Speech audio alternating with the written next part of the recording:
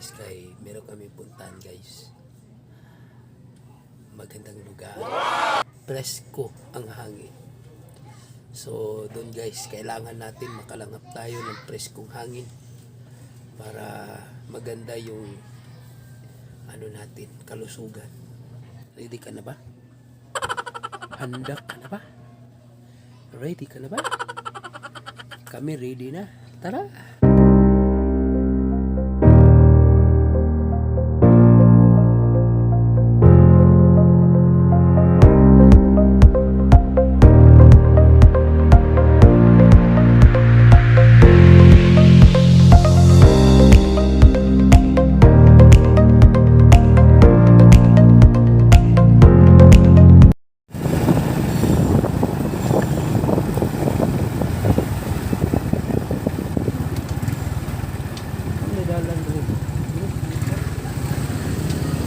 Tana ba? Pwede mga tana?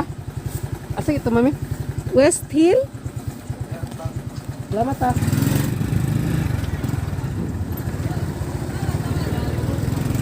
Yeah, sa West Hill.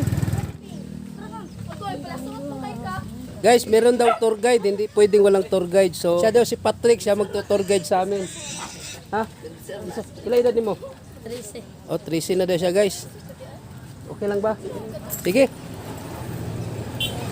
So guys, lakad na tayo guys. Punta tayo doon sa ano. Marami nagsabi, maganda daw doon. Tingnan natin yung sinabi nilang maganda guys. Ayun guys. Tingnan mo si Pastora guys. Nahirapan siya sa kalisod guys. Ayan. Hirap din ako dito guys. Hapit na ta. Hapit na madugay.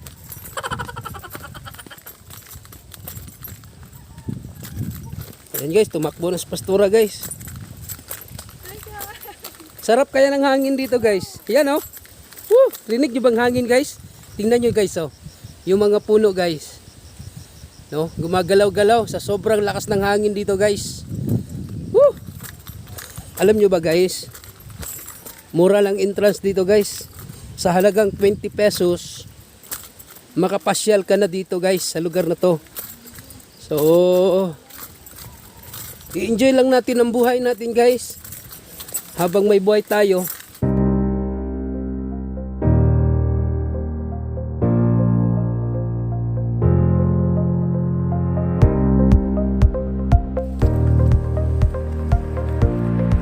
Tatakbo ka talaga guys pag magbaba ka kasi masyado siya. Pababa yung daan niya.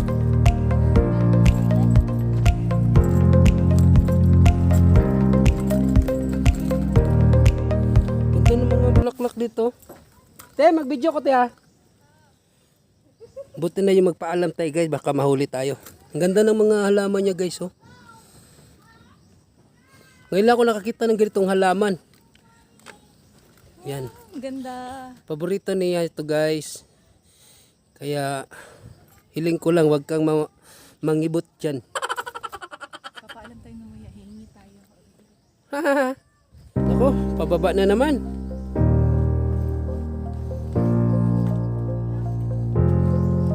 Adventure dito guys. Woo! Buti na lang guys, hindi umulan. Sadlit lang. Umulan pa rin. Ayun, kita nyo sa unahan guys. Meron nang nakauna sa amin na nakabike. Ayun, tinitingnan nila yung bike nila kung okay pa ba. Dahil nga mahirap yung daan guys. Ito yung pangalan dito guys oh, sa pinuntahan namin. Ayan, welcome West Hill 360 view.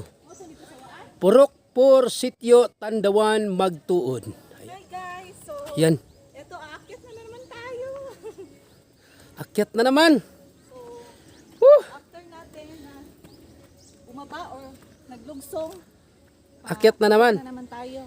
Buti na lang guys, may hawakan ng kamay dito paakyat. Para kung sakali may maghulog dito guys, no? Makalambitin dito sa kahoy na to. At tapos meron silang ginawang hagdanan, no? Ano lang, hinarangan lang ng kahoy. Yan guys.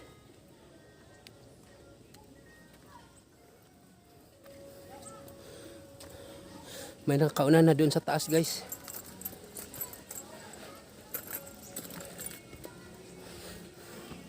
Hinto muna ako guys, masyadong gihanga ko guys. Ayan o. Yun nung dinaanan namin, doon kami galing sa bundok na yun, pababa. Tapos paakyat dito. So yan guys, tingnan mo yung palibot guys, wala kang makitang bahay. Puro puno. Na dahil nasa bundok kami guys. Ang sarap ng hangin dito guys. Yun. Praise the Lord. So tuloy tayo sa taas. Hello, good morning. Kamo ang taga-bantay dire? Kamo taga-bantay dire? Kahangak ba? Guys, sila yung taga-bantay dito sa bundok mo to guys. So sige, okay lang ha. Sige. Salamat. Ayan, taga-bantay no. Maliban taga-bantay sila din ng taga-ayos, taga-panday ng mga mga bahay-bahay. So nandito na yung pamilya nila. Sila yung gumawa ng hagdanan guys dito. Paakyat, pababa, sila yung gumawa. Tapos kita nyo sa gilid guys, pinutol nila yun. Yun pinutol nila yung mga damo sa gilid. Para kung aakyat tayo guys, malinis. Walang sagabal. Yan. Yan sila guys, kumain sila ng almusal. Hindi ako makadiretso akyat guys. We're here. Wow. Napakahabang nilalakaran natin. Naabot na natin ang West Hill. Wow. Welcome guys. Yan, meron pang nauna sa amin guys. So marami. Ang sarap ng hangin guys Kita nyo guys, yung mga puno guys, mga dahon gumagalaw siya guys dahil sa sobrang lakas ng hangin. Praise the Lord. Kagandahan dito guys, hindi ka pwedeng kung saan ka nalang magtapon ng basura. Meron ditong tapunan ng basura guys. Kaya malinis siya tingnan guys. Wala kang makitang guys, malinis siya. So yun guys, yung iba hindi pa natapos yung mga cottage nila. Yan. Ito guys nakakatakot naman dito pala guys. Pang dadaan kayo dito sa may hagdanan. Tapos ang design ng kanyang yan, bangka yan guys. Yan. Tapos sa dulo mayroong flag. Yan, bangka. Para ka ding lumutang sa clouds. Sige akit ako dito guys. Nakakatakot naman dito guys. Nako.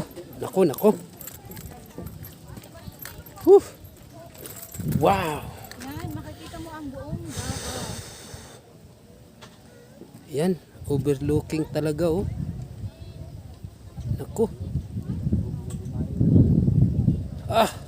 Sarap ng hangin. Uy, nako. Kahadlok bre ani. Tingnan nyo guys Upo ka dito guys, pag maano ka sa hangin, diretso ka dun sa baba. Dapat hindi magkumpiyansa guys. Sige mami. Tumitingin siya guys Ingat hawak. Baka mahulog ka. Ganda. Kaya mo ba, mami? Kakayanin. Laka. Ang lakas kaya ng hangin. Laka. Gunit ka dyan. Yan guys sabi ko guys, nakakatakot guys. Pero okay lang. Kasi madami naman yung brace na nilagay ng mga panday dito. Yan.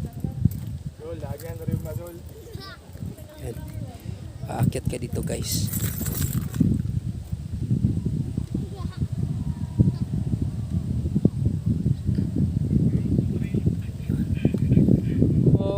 Di bali na.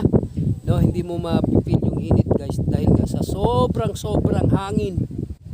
Yun. Kita mo guys yung palibot guys.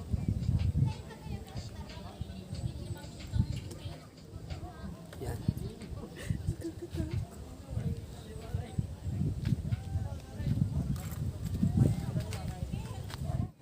Ano bang masabi mo nga nakapasyal tayo sa lugar na ito?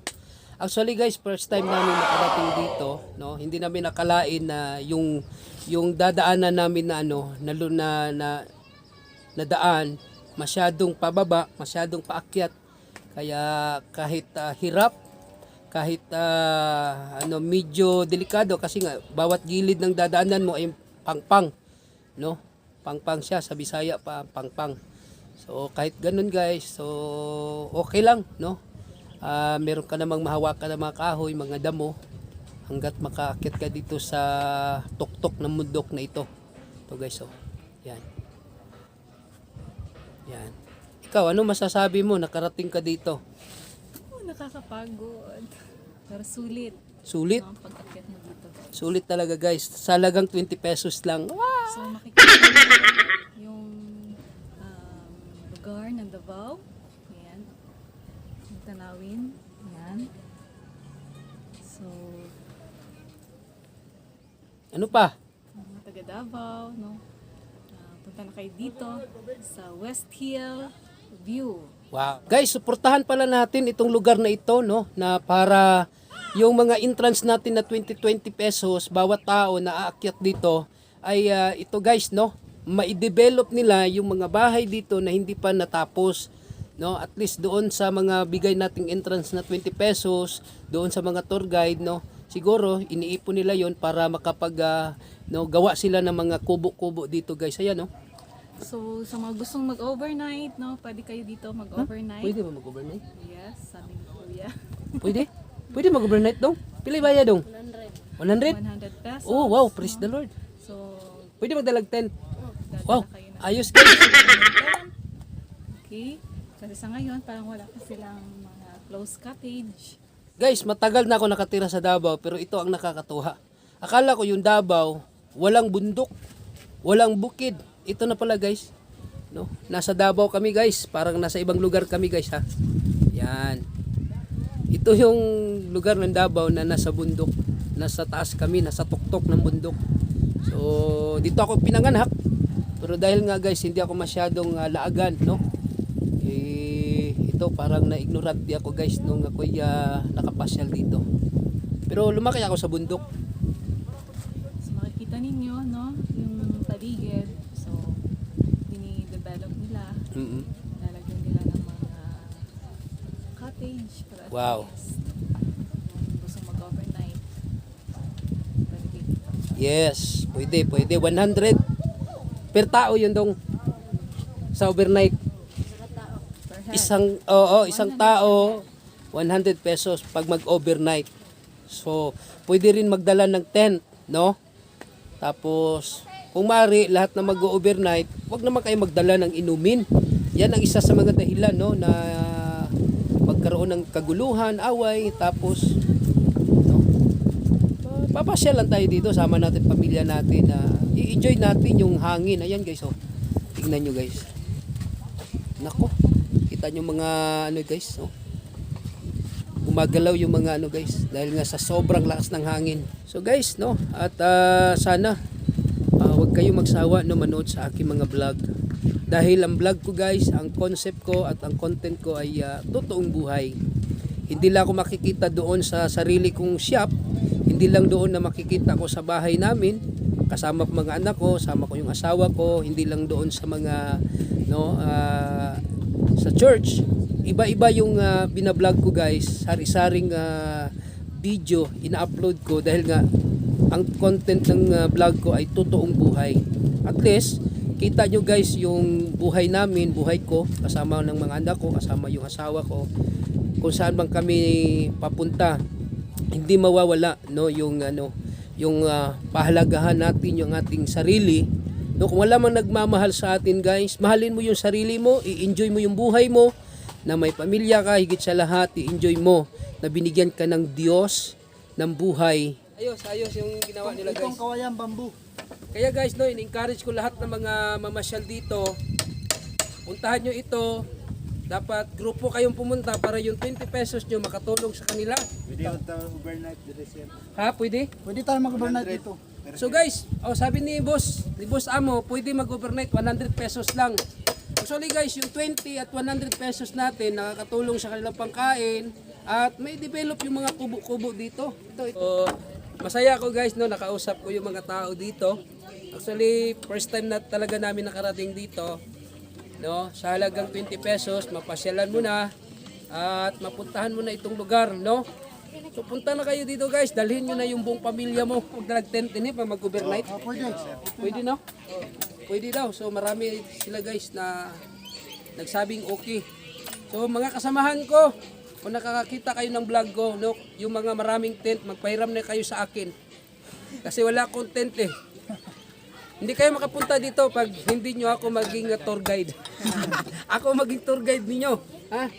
Kaya pahiram na kayo ng tent sa akin. So, good luck ha. Guys, salamat. Sige. Salamat. Guys, uwi na kami guys, no? Sabay-sabay na kami guys, kasama yung mga bikers, no? Bababa na din sila. So kami din, bababa na din kami guys. Uuwi na kami. So ayun mga bikers, no, sa taas. Guys, praise the Lord kayo guys, no? Marami tayong napag-usapan at marami tayong mga taong na-meet dito. Kwento-kwentuhan kami ng aming mga karanasan. So dapat ganun tayo guys, makipag-friendly tayo, no? Hallelujah. Yan guys. Baba na kami. Si Pastora nandun pa sa taas guys. Yan. Pagbaba guys, akyat na naman. Woo! Hallelujah. Lumalaki na yung ilong niya guys. Hallelujah. Yan. Rinig nyo guys yung hangak ko guys.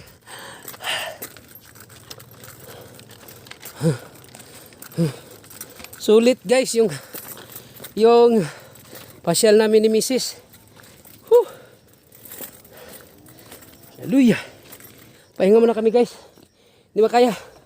Hindi ba kaya diretso-diretso guys?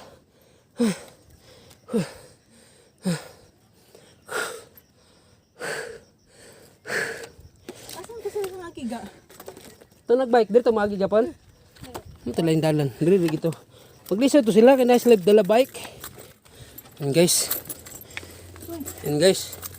Medyo mahirap-hirap na din guys. Masikip dito yung daanan guys. Yan o. Dahan lang tayo guys. Oh. Medyo madulas dito guys. Kunting tiis na lang guys. Makarating na din tayo doon sa taas. Kung saan nakapark yung motor namin. Okay. Hangak.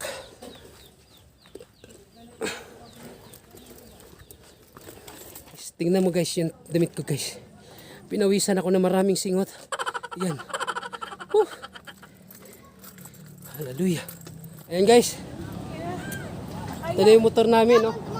Nakatrapal pa. So, dito sila dito guys magbantay, no? Habang nandun kami sa lugar na kung saan kami ay nag-tour at nag-video. Dito naman yung motor namin ay safety. Nakatrapal pa para hindi maano sa init. So guys, no? At hanggang dito lang guys, no?